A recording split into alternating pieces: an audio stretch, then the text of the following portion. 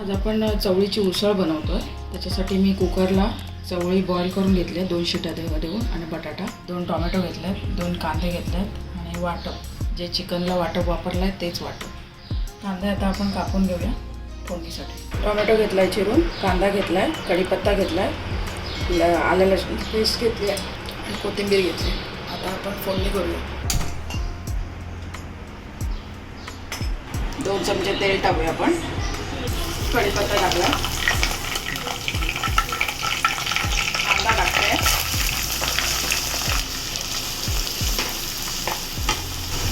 चवीपुरतं मीठ,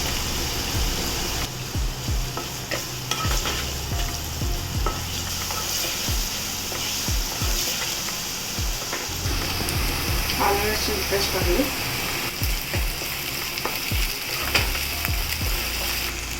टोमॅटो टाकते। टोमॅटो चांगला शिजेपर्यंत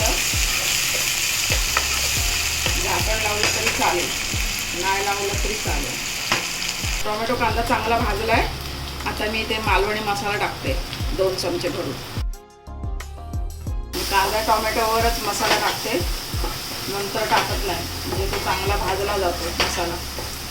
हळद टाकते अर्धा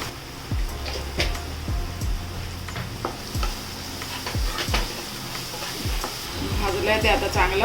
आता हे टाकून घेऊया चवळी उकडलेली।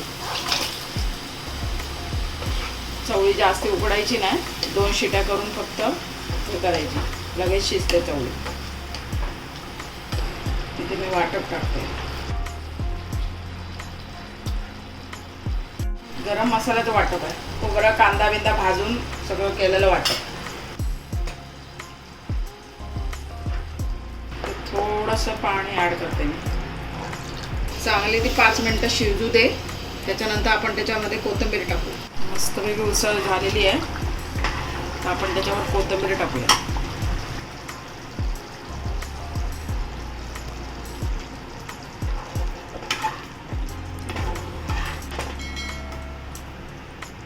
प्लेटमध्ये काढून घेऊया आपण।